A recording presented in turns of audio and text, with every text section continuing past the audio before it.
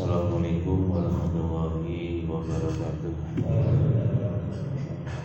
Alhamdulillah wassalatu wassalamu ala Rasulillah wa ala alihi wa ashabihi wa mawala la hawla wa la quwwata illa billah. Subhanaka la ilma lana illa ma 'allamtana innaka antal alimul hakim. Lillahi ta'ala wa litafil balaya wa limusannif hadha al-kitab al-Fatihah. A'udzu billahi minasy syaithanir rajim. Bismillahirrahmanirrahim. Alhamdulillahi rabbil alamin. Ar-Rahmanir Rahim. Maliki yaumiddin. Iyyaka na'budu wa iyyaka nasta'in. Ihdinas siratal mustaqim. Siratal ladzina an'amta 'alaihim ghairil maghdubi 'alaihim waladdallin. Amin. A'udzu billahi minasy syaithanir rajim. Wa'tasimu bihablillahi jami'an wa la tafarraqu. Wadhkuru ni'matallahi 'alaikum idh kuntum a'da'an fa'alafa baina qulubikum fa asbahtum bi ni'matihi ikhwana. Wa kuntum ala shafa hufratin minan nari fa'anqadhakum minha. Kadzalika yubayyinu Allahu lakum ayatihi la'allakum tahtadun. Ini masih kelanjutan Al-Imran 103. Dan berpegang teguhlah dengan tali Allah. Ini kemarin minggu lalu sampai ini dong. Berpegang teguhlah dengan tali Allah. Jami'an, maknanya nanti ada beberapa nih. Jami'an seluruhnya atau jami'an dengan berjamaah. Dengan berjamaah. Wala tafarraqu, jangan bercerai-berai. Wal guru, ingatlah kalian nikmat Allahi atas nikmat Allah. Nikmat Allah Subhanahu wa ta'ala alaikum yang telah diberikan atas kalian. Il kuntum, ketika dulu kalian ada saling bermusuhan. Fa'alafa baina qulubikum, kemudian Allah menyatukan di antara hati kalian. Wasbahtum bi ni'matihi ikhwana, kemudian dengan karunia Allah engkau menjadi bersaudara. Wa kuntum ala syafa hufratin minan nar, dulu kalian berada di bibir jurang neraka. Di bibir jurang dari neraka. Kemudian fa'anqadhakum minha, maka Allah telah menyelamatkan kalian dari bibir jurang itu. Kadzalika yubayyinullahu, demikian inilah Allah telah menjelaskan lakum untuk kalian ayatihi, akan ayat-ayatnya, la'allakum, supaya kalian tahtadun, mendapatkan petunjuk. Ini diterangi hablullah itu adalah Quran. Yang dimaksud talinya Allah itu adalah Al-Quran. Ini dijelaskan kemarin di dalam hadis ya, Haris al-A'war dari Ali karramallahu wajhah di dalam mensifati tentang Quran, Maka beliau menyampaikan Quran itu adalah hablullahil matin, talinya Allah yang kokoh, wasiraqahul mustaqim, dan jalan yang lurus. Demikian juga di dalam riwayat yang lain dari Abu Sa'id Al-Khudri radhiyallahu anhu berkata, Rasulullah SAW, Rasulullah bersabda, kitab Allah wa hablullah. Kitab Allah yakni Al-Quran itulah hablullah, talinya Allah. Al-mamdudu yang diulur minas sama'i, dari langit, ilal ardi, ke bumi. Ini jadi bayang nono tali kemelewer gitu. Ini bahasa biasa, bahasa modern ini remote, jadi setup ya yang diberikan oleh Allah, ya, program yang diberikan oleh Allah untuk manusia, itu sebenarnya Quran. Tapi manusia istimewa program mono tambah menjalankan program yang lain, kan menjalankan program Quran.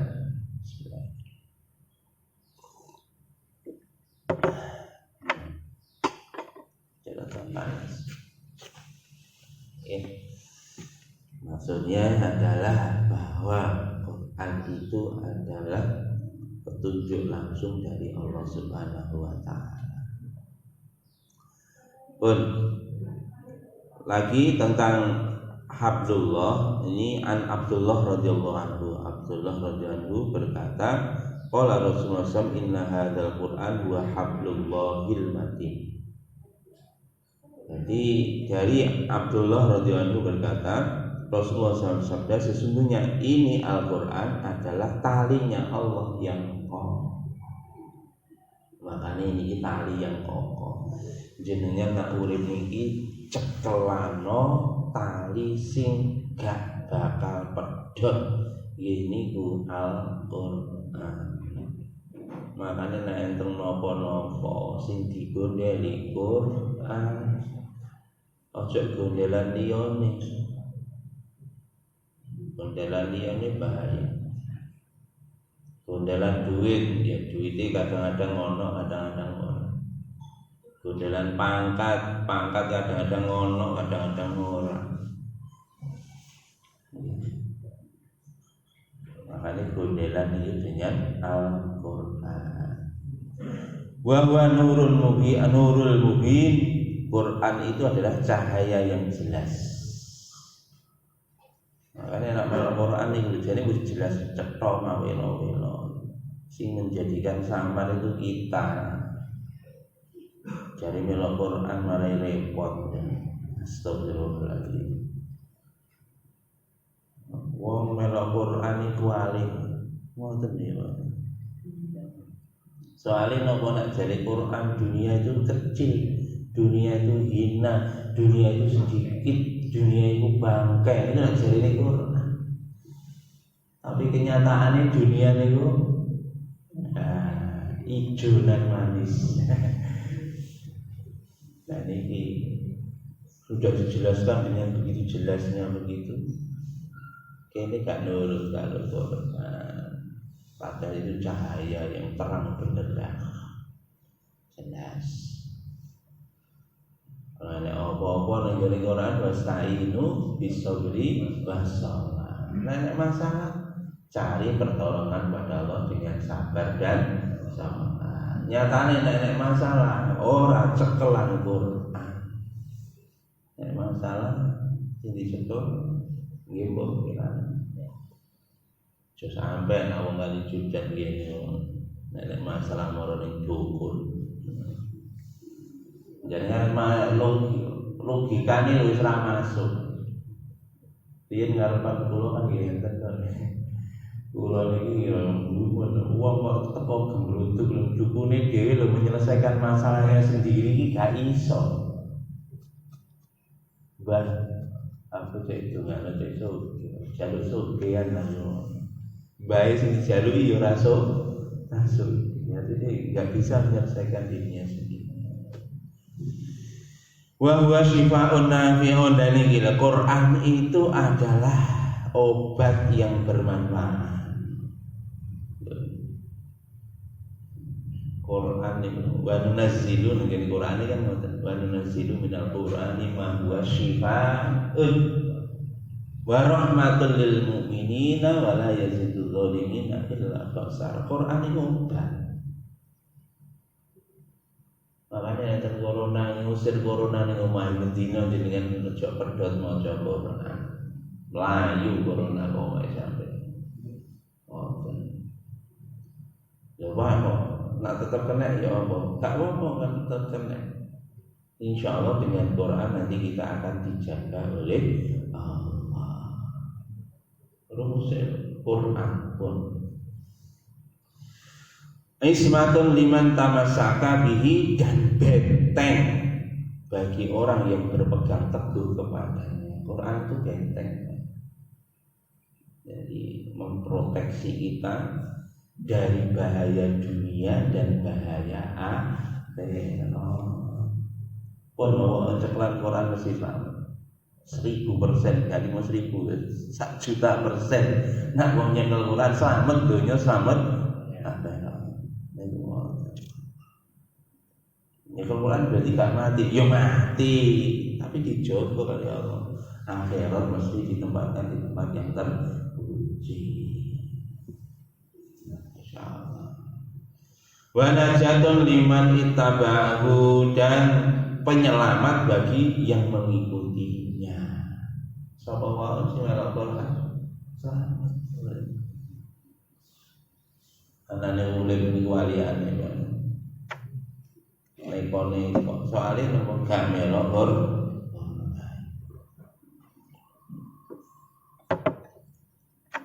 Mbok nek Quran wis diwale-wale Pak Jun. Rusak. Masya Allah.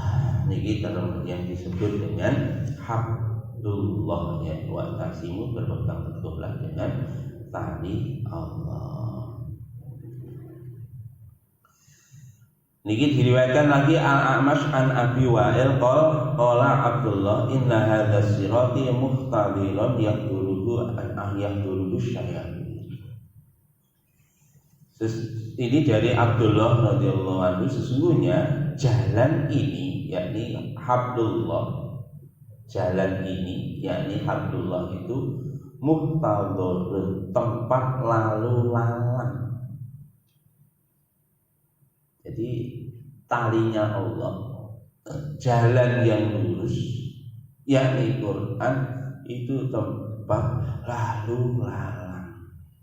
Yang dulu asyayatin, termasuk setan pun juga melalu lalang di situ, di siratal mustaqim di Quran. Setan memang melaku nang mriku.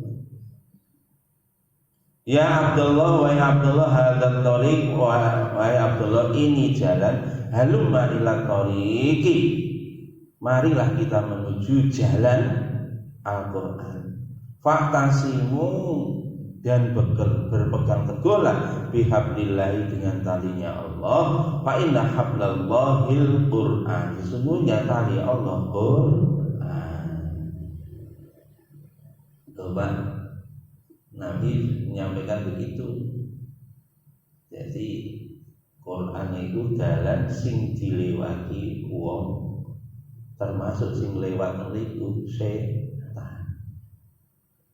Mulane setan itu nek nggodho manungsa niki yo gawe dalil ayat Quran, hadis, dalile kok. Tapi kalau setan dipedhot ayate, kadang ditukar tempate, itu setan. Yo iki lho, akhirnya manusia berbuat sesat, bahkan merasa berbuat benar, bahkan bisa menunjukkan dalil-dalil yang sahih dari Quran. Itu berarti memang kena tipu dayanya setan. Artinya setan melalui jalannya Quran itu, setan goda manusia ya dengan jalan Quran.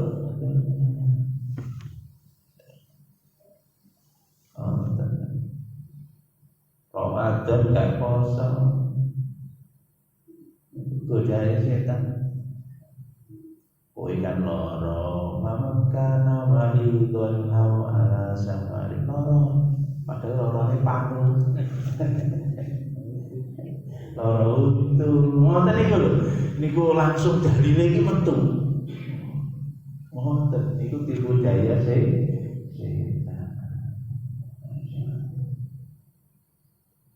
ekstrim melih ayat di Quran kan ada ayat nasih mansukh artinya ayat yang sudah berlaku karena disempurnakan oleh ayat berikutnya.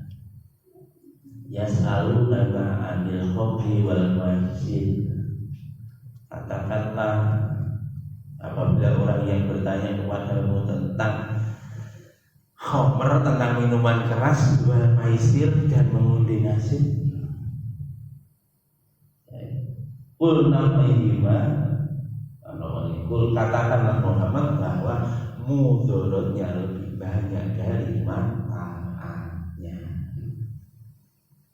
Mandek nih kono kalau iblis doya toh ngombe iki oleh tempat dalile Pak. Ono manfaate. Iki lho setan nang godho wonten Pak Kowi tadi. Niki sing digodho mboten namung nyuwun sewu. Kelas-kelas teri kaya awake dhewe ngene termasuk kelas kakak niku digodho. Soale sing godho nang biatan dhisik ono profesor setan.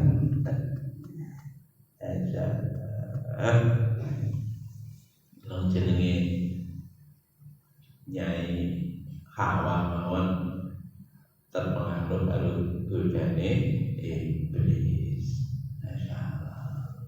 Wah, niku ngoten. Jadi hati-hati dengan tipu daya setan, halus sampai gak terasa. Makanya terjadi Quran wala tattabi'u khutuwatis syaitan. Jangan kau ikuti step-stepnya, langkah-langkahnya setan menggoda manusia. Jadi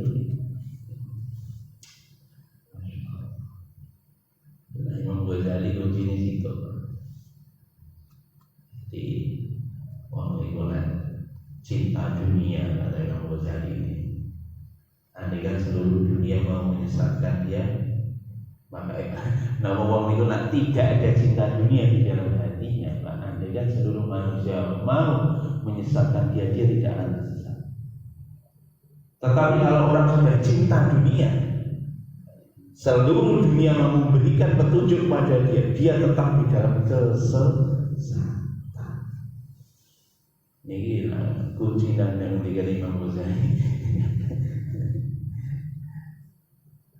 Pokoknya Quran, hadis diarahkan kepada kecintaan kepada dunia. Wis, nak modelnya dia sudah kena perangkapnya. Dan nanti kita lihat ini Pak, perangkapnya setan di belakang ini nanti ada itu. Pun wala tafarraqu, dan janganlah kalian bercerai-berai. Amarahum bil jamaah, ini Allah memerintahkan kepada mereka para sahabat bil jamaah supaya kita berjamaah. Wa nahagum anit tafarruqati, dan mencegah mereka dari perpecahan. Niki Pak, Masya Allah, kita niku diperintah Gusti Allah jami'an itu hidup mengamalkan agama itu secara berjamaah, jangan bercerai-berai. Niki Pak, Masya Allah. Wa qad waradat al-hadis al-muta'addidati bin nahyi anit tafarruqi, banyak sekali hadis yang meneriwayatkan tentang larangan kita bercerai-berai. Niki lho Pak, kabeh napa mawon niku nampun wungkul satu hati itu akan mendatangkan pertolongan Allah dan dicintai oleh Allah. Tapi nampun pecah Pak, coba wal furqatu ala bun, perpecahan itu adalah azab. Untuk napa mawon ini, terutama di dalam organisasi keislaman, level kampung pun seperti itu, level takmir pun. Nah, wis pecah bahwa ini alamat pun ini bahaya besar. Wal amru bil istimai, dan perintah untuk berjamaah. Wal napa niku? Iktilafi, nah, berjamaah. Wal iktilafi, bukan ikhtilafi, Pak. Iktilafi. Iktilafi itu berkasih sayang. Jamaah kasih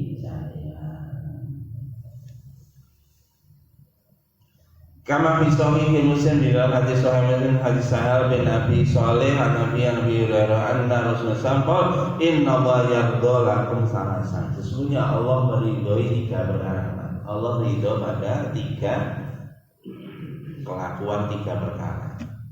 Yardha lakum an ta'budu wa la tusyriku bihi syai'a. Yang pertama, jadi Allah ridho pada 3 perkara. Dan wayasqatu lakum salasan, dan Allah murka kepada kalian 3 perkara. Ingat-ingat, Allah ridho kepada 3 perkara, Allah murka pada 3 perkara. Ini nomor 1, Allah ridho kepada kalian jika kalian menyembah Allah dan tidak menyekutukan dengannya sedikit pun. Nomor 1, Allah ridho kepada orang yang beribadah hanya kepada Allah dan tidak menyebutkan Allah sedikit. Kemudian yang kedua, wa anta'tasimu, dan orang yang berpegang teguh dengan talinya Allah, yakni Al-Quran, dan tidak bercerai-berai. Ingat, organisasi apapun, mulai level kampung sampai level nasional sampai organisasi internasional, itu kalau sudah bercerai-berai maka dia tidak dipandang oleh Allah. Ini hati-hati, Pak. Dan kuncinya, Pak, pegang teguh tali Allah, yakni Quran. Masya Allah. Bisa-bisa bercerai-berai. Niki nak kita sungguh-sungguh seperti ini, nah ini kita diridhoi oleh Allah. Hati-hati. Berikutnya, wa antana sahu mawalahullahu amarakum, dan saling memberilah nasihat kepada orang-orang yang diserahkan urusannya oleh Allah kepada kalian. Saling memberi nasihat kepada anaknya, kepada istrinya, istri memberi nasihat pada suaminya. Saling memberi nasihat, kemana-mana kita memberi nasihat. Orangnya neni, Pak, tapi memberi nasihat. Jadi dengan cara yang hikmah. Itu maksudnya. Maka kemana-mana. Makanya gini, hadis ad-dinu nasihat, agama itu adalah nasihat. Dan gini Quran ini kata wa tawassaw bil haqq wa tawassaw bis sabr. Ini orang yang diridhoi oleh Allah. Makanya kemana-mana kita saling memberi nasihat. Namanya nasihat itu mendinginkan. Orang yang bercerai-berai menjadi satu itu kalau ada nasihat. Kalau kita melakukan 3 perkara ini, kita diridhoi oleh Allah.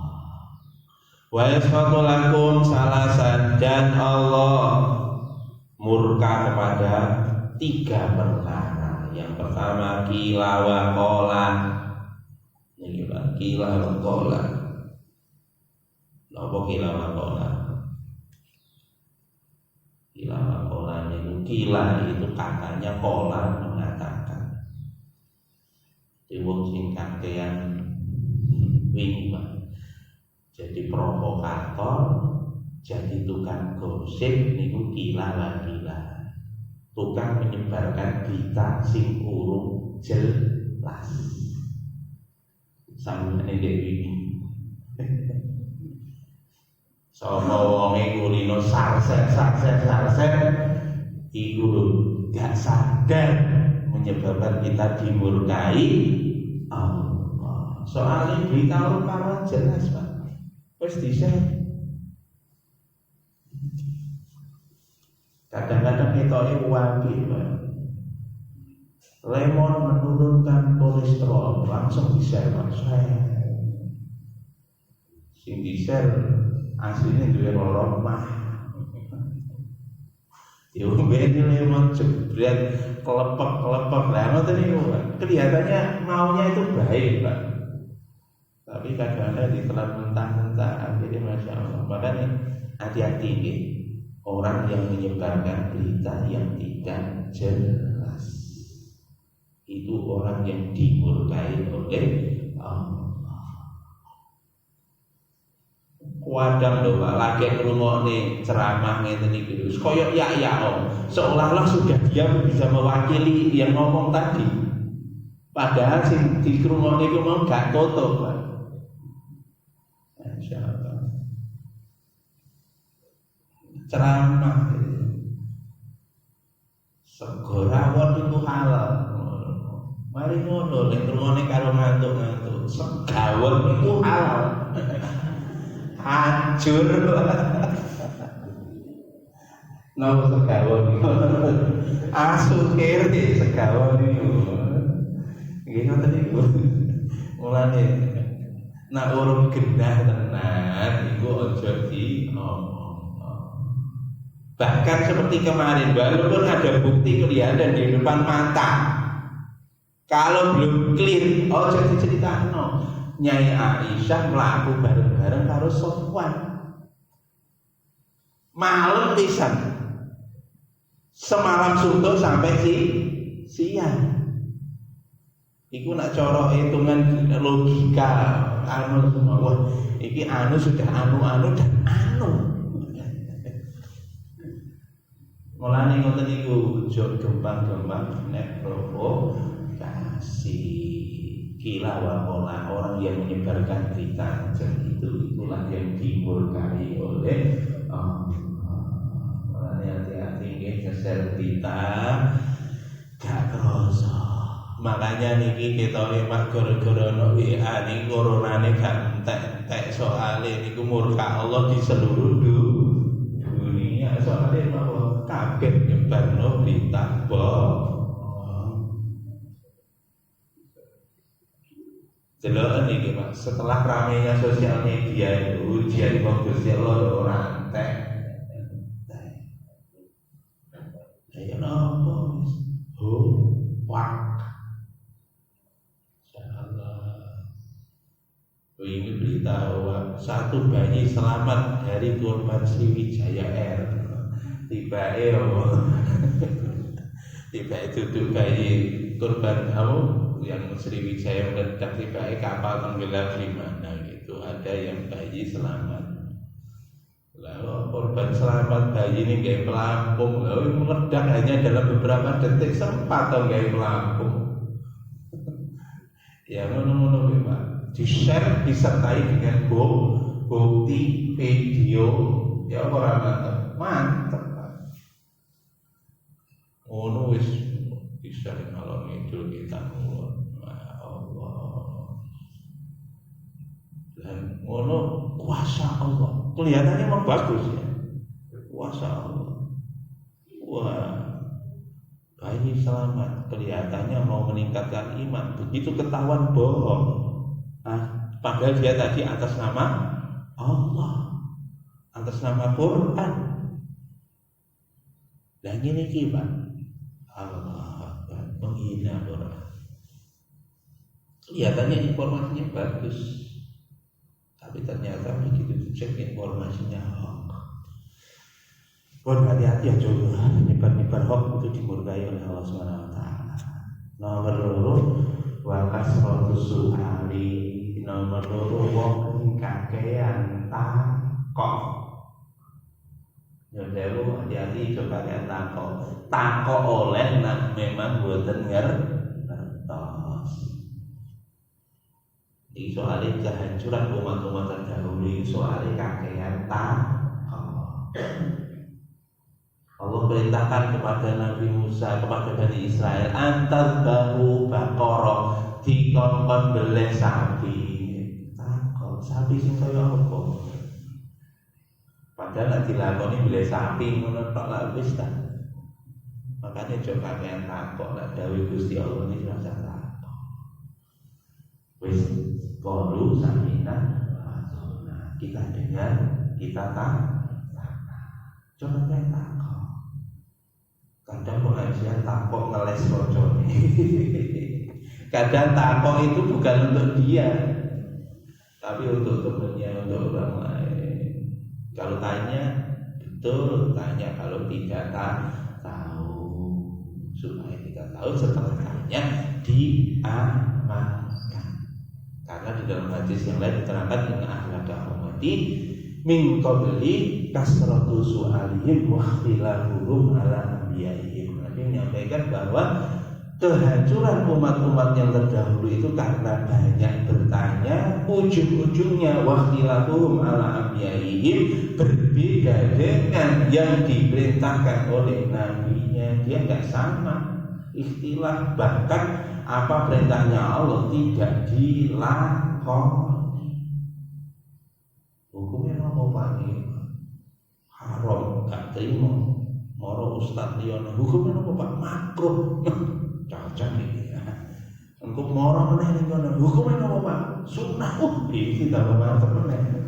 Napa nek Pak merokok? Ente merokok jadi sunnah aduh. Ajur ini Pak. Kakean takok ujung-ujungnya mengingkari nabinya. Oh, nabi nyontohin kelompok. Udah ente nabi rokok. Karena ini itu, insyaallah. Wah, nak rokok berarti nak rokok berarti nak rokok berarti bid'ah. Kalau sisi rokok ngeluh balik, jadi nak sakit dikurangi, dikurangi, jangan banyak tanya, pokoknya dawuhnya Allah, dawuhnya Kanjeng Nabi dilakoni. Jadi, sing akan takok itu nanti dimurkai oleh Allah. Takok, tapi gak gelem nglakoni. Si nomor 3 Pak, orang yang dimurkai Allah nomor idha'atul mal. Orang yang suka menghambur-hamburkan duit. Tuku barang sing gak dienggo. Lemari ini ibu-ibu kira-kira barang sing tinggo harus sing tidak tinggo kayak sing tinggo. Omah memang sosok lah. Sebuah itu kok iki api. Akhirnya diklaim prakno ning ngono Pak. Mulai dituku sampai anu lho belas gak dienggo. Niku jenenge menyia-nyiakan harta. Kadang menyia-nyiakan harta lagi Pak. Nopo digunakan harta itu untuk perkara yang sia-sia. Itu Pak. Tuku perkara yang sia-sia.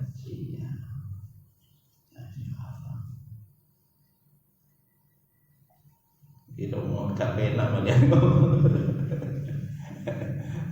Tuku TV ya. Jadi ini guru biyen begini. Termasuk perkara sia-sia itu tuku TV. Biyen guru kula mboten.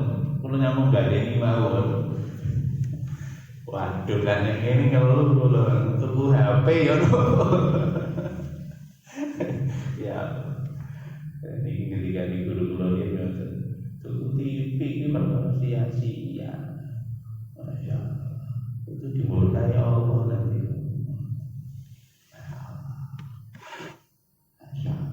Dan yang termasuk sia-sia Pak Nun Sewu Pak, membeli gaya hidup. Saat ini mana untuk bilang Pak, saat dunia ini membeli gaya hidup itu entek miliaran. Tuku tasnya tidak sing regane piro? Ember ya. Padahal tas kresek aja gak apa-apa tuh Pak ya. Tidak tulis. Itulah membeli gaya hidup. Itu maaf Pak. Itu orang-orang yang seperti itu telah berbuat sia-sia. Itulah yang dimurkai oleh Allah. Ya. Padahal nak itu Pak, kalau disederhanakan Pak gaya hidupnya Pak, tuku tas ya rego-rego. Nak mungkin dia punya harta banyak ya, dia mampu membeli tas harganya 1 M. Dia beli tas harganya 10 juta.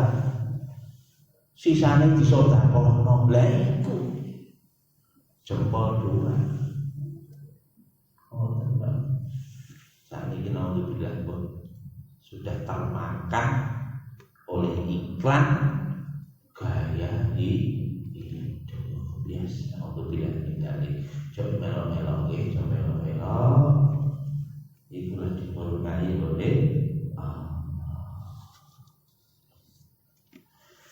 niku terus perkara yang dimurkai Allah. Hati-hati nggih. Wa qadamna lahumul ismata an ittifaqihim min al-khata'i.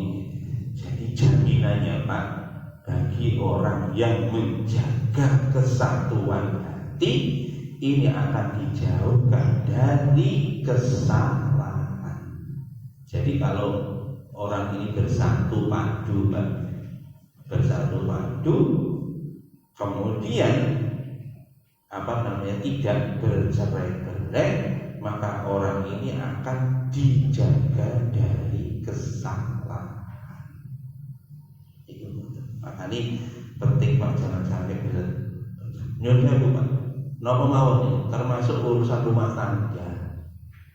Niki nek wis pecah antara suami istri, masya Allah, akhirnya kesalahan-kesalahan yang lain beruntun.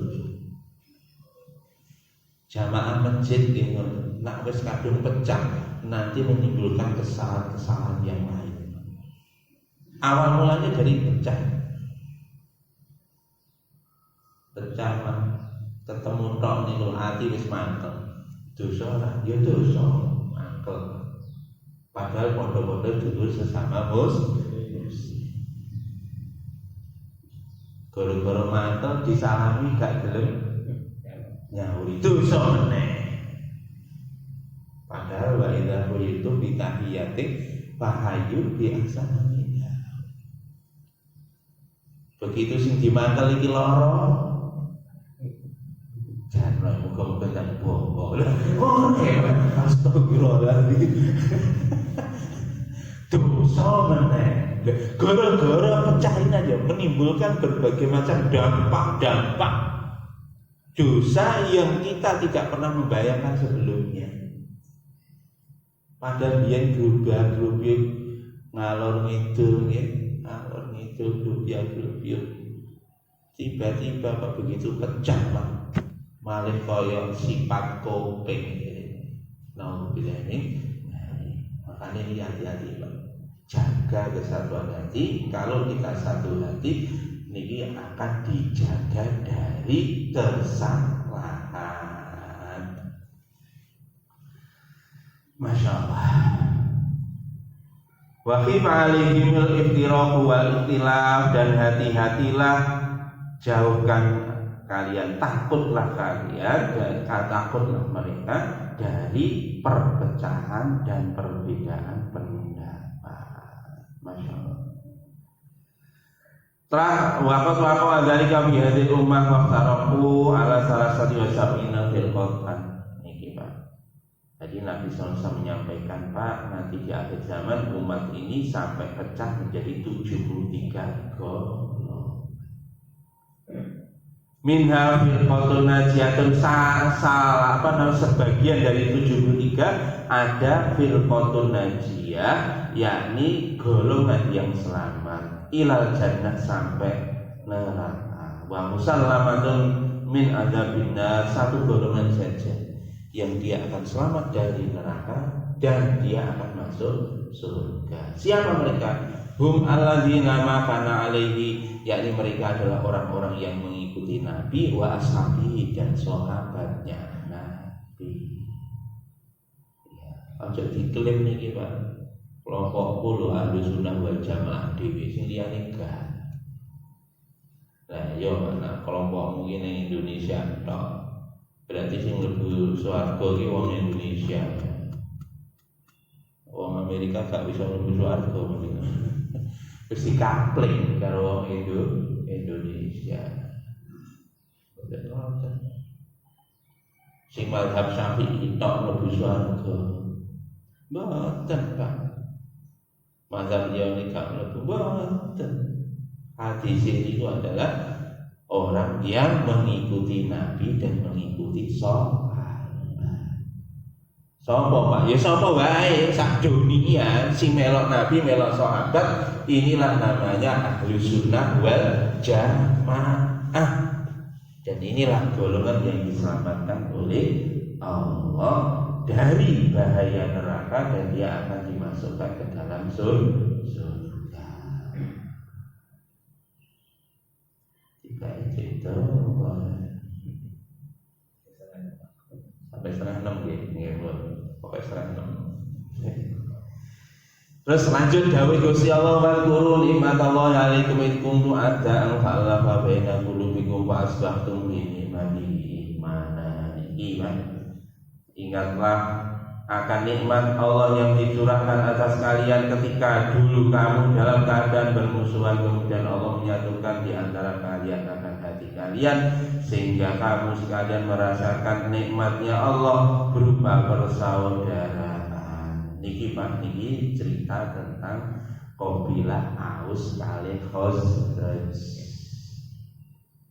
Qabilah Aus sama Khazraj, ya, mulai dulu Pak, zaman jahiliyah, Qabilah Aus dan Khazraj itu saling berperang, perang saudara tak henti-hentinya. Begitu Nabi hijrah ke Madinah, kedua suku ini disatukan oleh Allah, sehingga dua suku ini seperti bersaudara.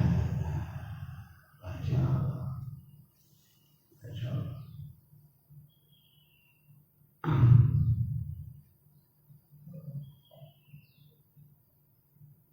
Falamma jaa bi sabatu nabi dakhala minhum sara ikhwanan mutahabina fi jalalillah, sehingga orang-orang Aus saling berkasih sayang, mutawasilina saling menyambung tali silaturahim karena Allah, muta'awina saling membantu alal birri wat taqwa, dalam kebaikan dan takwa.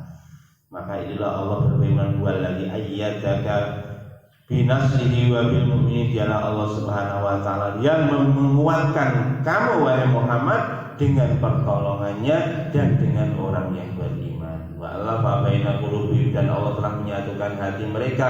Lau anfaqta ma fil ardi jami'a, andaikan kamu infakkan seluruh harta di bumi, ma allafa baina qulubihim, kamu tidak bisa menyatukan hati mereka. Walakin Allah bainahum, tetapilah Allah yang menyatukan hati mereka. Ini Al-Anfal 63, 60, 62, 63. Jadi ini adalah Qabilah Aus dan Khazraj saling berperang di antara satu dengan yang lainnya.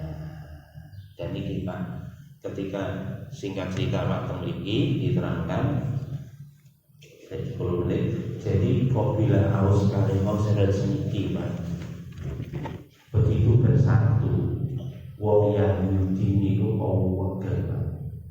orang Yahudi itu paling mantap kalau orang Islam bersatu. Makanya akhirnya Pak, orang Yahudi ini bayar uang, sing dibayar itu sinten Pak, wong munafik. Dia gak menghancurkan dari luar tidak, tapi mengirim orang munafik dijadikan provokator. Makanya provokator ini Pak sudah ada zaman biyen, dan inspirator yang memang orang Yahudi. Disebutkan Pak Qaubilah Al-Hausan Fauzan dan banyak riwayat itu ada 3 kejadian Pak. Setelah mereka disatukan lagi, itu 3 kejadian itu berusaha untuk memecah persatuan antara 2 kabilah Aus dan Khazraj. Yang pertama Pak, ini kejadian yang pertama adalah ketika setelah selesai perang Hunain, Nabi itu membagi ghanimah itu tidak rata. Ada salah satu kabilah Aus atau Khazraj itu nggak kebagian. Provokator orang Yahudi ini, orang munafik langsung menghasut mereka. Ya kan, Nabi Musa ini gak adil. Ngamuk. Akhirnya Nabi bersabda, menyampaikan, apakah kamu suka mereka pulang dengan membawa harta, sedangkan kamu pulang dengan membawa Allah dan Rasulnya? Justru yang gak tak banggai itu orang yang sangat saya cintai. Begitu disampaikan begitu, lebih. Kedua, kejadian yang kemarin, cerita kemarin, hadisul ifki ya, gosip, berita bohong kila-wakila tadi. Orang Yahudi cara memecahnya adalah dengan gosip, khususnya Pak, ya, balik-balik meneh Pak, untuk memecah belah umat ini dengan 3 ta. Yang pertama tadi kan harta, yang kedua ini tadi wanita. Sing paling dikenal bahan gosip, sing paling mustajab dan manjur itu wanita. Kegiatan ini gue ambil senjata mau perang kemarin. Cerita tentang Aisyah radhiyallahu anha. Sing nomor 3 tahta, kedudukan, kehormatan. Niki Pak, ini di dalam Ibnu Katsir ini ceritanya adalah orang Yahudi itu membayar orang munafik untuk melebur dengan orang-orang Islam dan bisi, satu dipuji-puji, satu dinyek-nyek. Dipuji, kamu dulu zaman jahiliyah lo hebat, kamu itu super power, kamu nggak pernah terkalahkan. Sing sitok sing Khazraj sing nyek, kamu itu temenmu kemarin nyek kamu.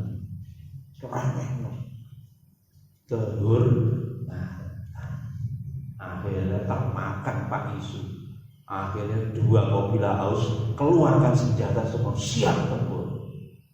Akhirnya Nabi datang Pak. Begitu Nabi datang dibacakan ayat ini, langsung mereka nangis, pedangnya dibuang semua, dilempar, kemudian mereka saling berpelukan dan minta, apakah kamu akan melakukan perbuatan jahiliyah?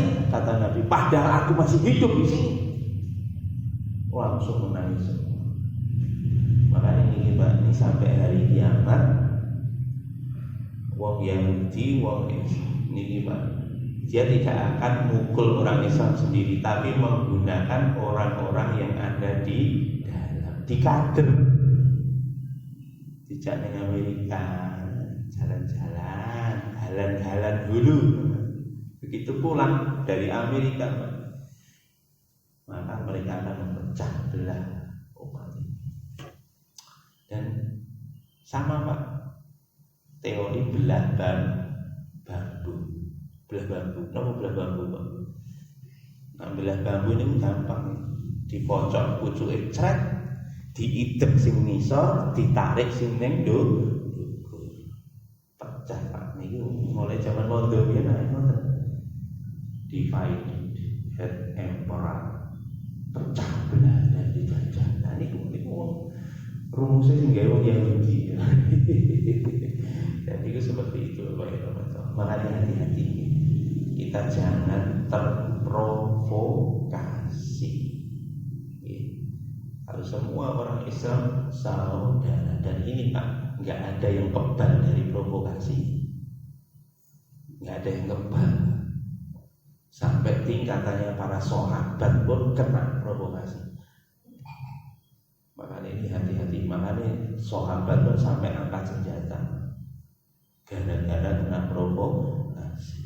Bahkan sahabat yang tingkatannya sudah Masya Allah, ada perang Siffin, ada perang Jamal pada zaman Sayyidina Ali.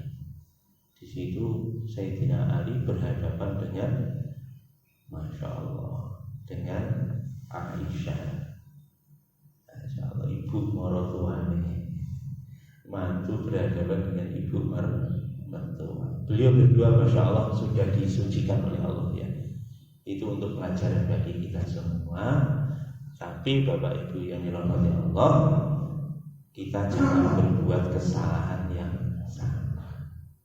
Jadi beliau sudah diampuni Allah untuk teladan, untuk teladan, dan beliau tidak bersalah. Siapa yang bersalah? Provokator. Makanya hati-hati. Jadi kita jangan terkesan, oh wong itu maling, wong itu hebat, pasti dia benar. Belum tentu. Karena kita masih manusia. Makanya yang benar siapa? Allah. Kalau kita tidak tahu, mending diam.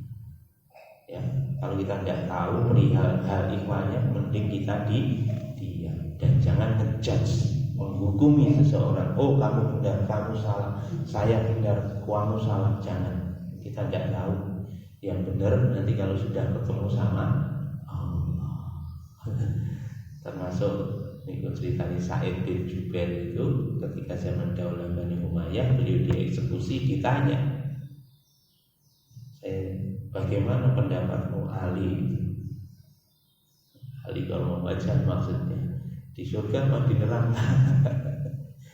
Karena yang penguasanya pada saat itu yang kontra sama Sayyidina Ali. Maka tanya, bagaimana pendapatmu Ali, di surga apa di neraka? Dia menjawab, saya bisa menjawab pertanyaan kamu kalau saya sudah melewati keduanya. Saya melihat sendiri, saya melewati keduanya, surga apa neraka. Jawaban diplomatis. Jadi hal-hal yang semacam itu Pak. Makanya hati-hati, selevelnya para sahabat saja kena provokasi, apalagi kita. Makanya hati-hati. Kalau orang provokator, naudzubillah Pak, dosanya besar. Dia nanti akan mendapatkan murkanya Allah. Ada benar dari Allah, ada salah dari saya. Ada tanglet, tapi setengah lagi buat tanglet yang itu. Kita tutup dengan doa majelis. Subhanallah wa bihamdika, asyhadu an la ilaha illa anta, astaghfiruka wa atubu ilaik. Assalamualaikum warahmatullahi wabarakatuh.